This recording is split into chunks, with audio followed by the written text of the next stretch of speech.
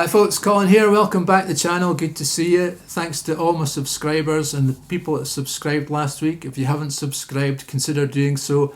I teach you lots of things to get you past blocks in your guitar playing here. It's in a rock and roll sort of style, but a lot of this stuff is applicable to other styles of music. And if you are stuck at any point, this stuff will help. So last week we looked at how to turn scales into music and make music from stuff that you know that's not sounding good at the moment. And this week we're going to look at pattern 2 of the pentatonic scale, which is another area which people tend to get stuck at. They tend to get into pattern 1 and feel quite comfortable, and then they get into pattern 2 and they don't know where to go really. So this is going to help with that. So the first thing about pattern 1 is, generally speaking, the way we get into pattern 2 to begin with is we extend pattern 1. And we also usually extend pattern 1 down the way into pattern 5 as well. If you've not done that before, I'll just demonstrate this. So if we have pattern 1, good old A minor pentatonic with our root on the A at the 5th fret of the low E string, then the pattern 1 would be 5, 8, 5, 7, 5, 7, 5, 7, 5, 8, 5, 8. Coming down 8, 5, 8, 5, 7, 5, 7, 5, 7, 5, 8, 5.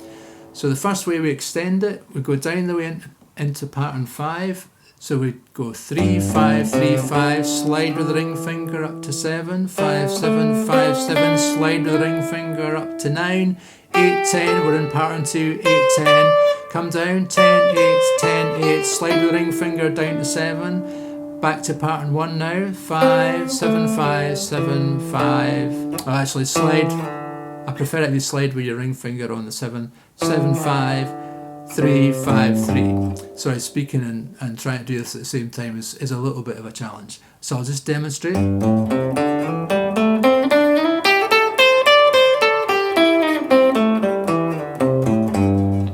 So that's great. So we've got this little box here of the pattern 2. So that's, and we get up to here.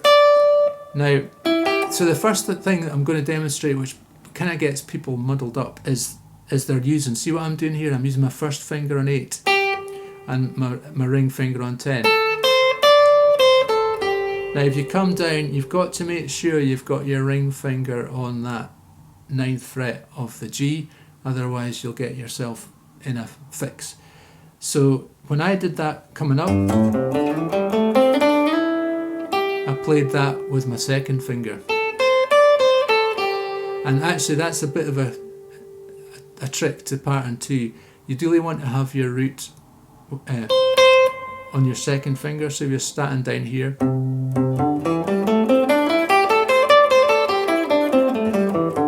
you're playing pattern 2. It's a lot easier if you've got your second finger on the root than if you've got your first finger, and you tend to put your first finger on, because if you're playing a major bar chord, you're actually, that's pattern 2, but actually you kind of want to have your second finger on the root, not your first finger. So the next thing is that once you get up to here, the next thing up to pattern 3,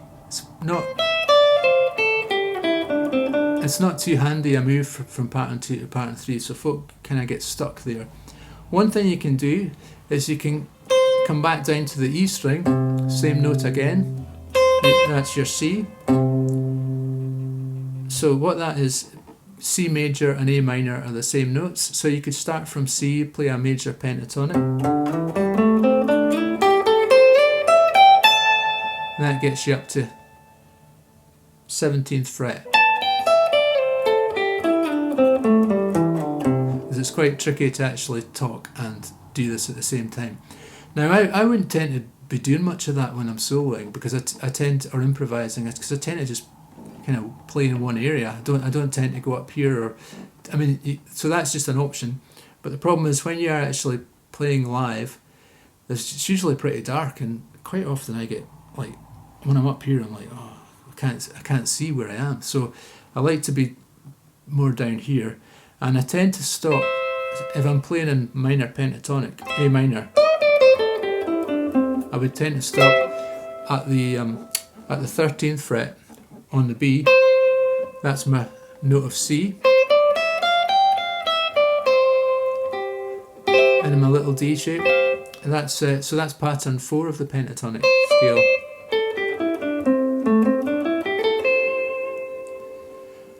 So anyway, that's a way of getting out of a way of sending pattern 2 up the way. So the other thing you can do is just be aware that if you're in pattern 2 and you're kind of running out of steam a little bit, just slide back into pattern 1, and just when you slide back in, go with your ring finger down 2 frets, and then your first finger's in the right place for playing pattern 1. So, so the other thing I was going to talk about is just actually, I think I mentioned, if you are going to play in pattern 2, make sure you've got your root on the second finger, not the first finger, because that'll keep you right. So what I do quite a lot of times, I use pattern 2 when I'm playing 4 and the 5 chord, because you can play sort of kind of little arpeggios and stuff like that. And so if you're playing, say I was playing a minor,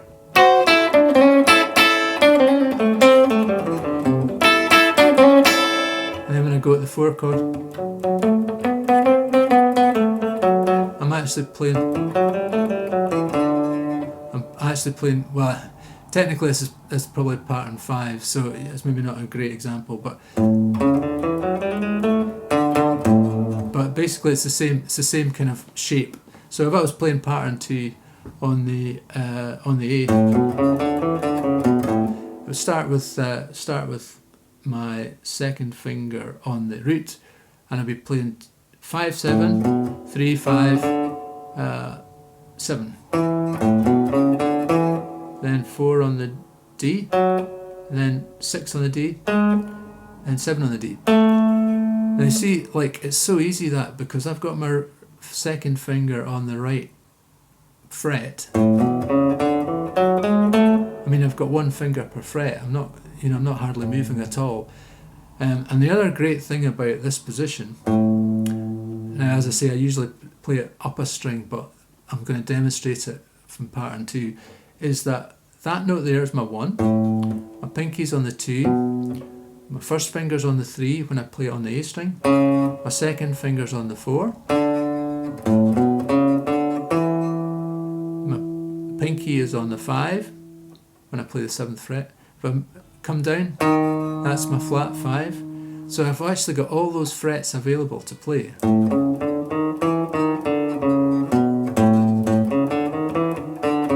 Now you hear that quite a lot. Now the next string up is kind of the same thing. So I've got my 1 3 4 flat 5 5 6 flat 7 major 7, then back to my 1. So basically all those frets are available to you to sort of solo over. So you can sort of make things that are sounding pretty jazzy. So although I'm demonstrating that on this over the pattern 2, the same principle applies when I move it up a string. Now this is pattern 5. Lots of lovely notes in there. If I move that, that's a flat 3rd, but let's not overcomplicate it. So second finger on the 5th fret of the A, 4 5 6 7 4 5 6 7. So that's your octave.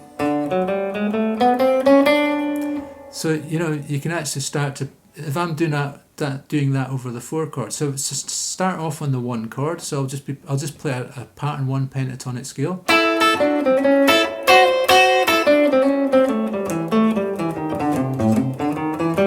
And then we go to the 4 chord, and I remember to start with my second finger.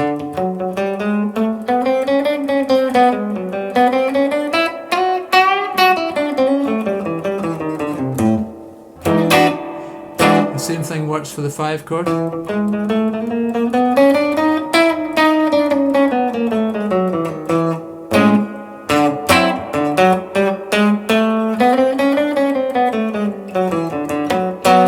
Back to 1.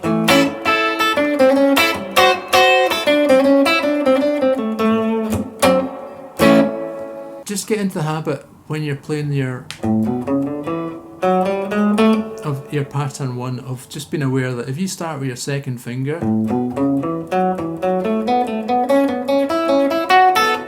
then your fingers are going to be in the right place for playing that pattern. And just don't worry too much about it. I mean, it's great to be able to play all the licks and solos in a big long line, but your listener, I mean, it looks good, you know, if you're flying about, but your listener just hears the notes. It doesn't really matter, and the notes are the same notes, just in a different place. So anyway, I hope that's helpful. Please like and subscribe if you enjoyed this video, and I'll see you next week with some more tips on how to move your guitar playing forward. Keep rocking.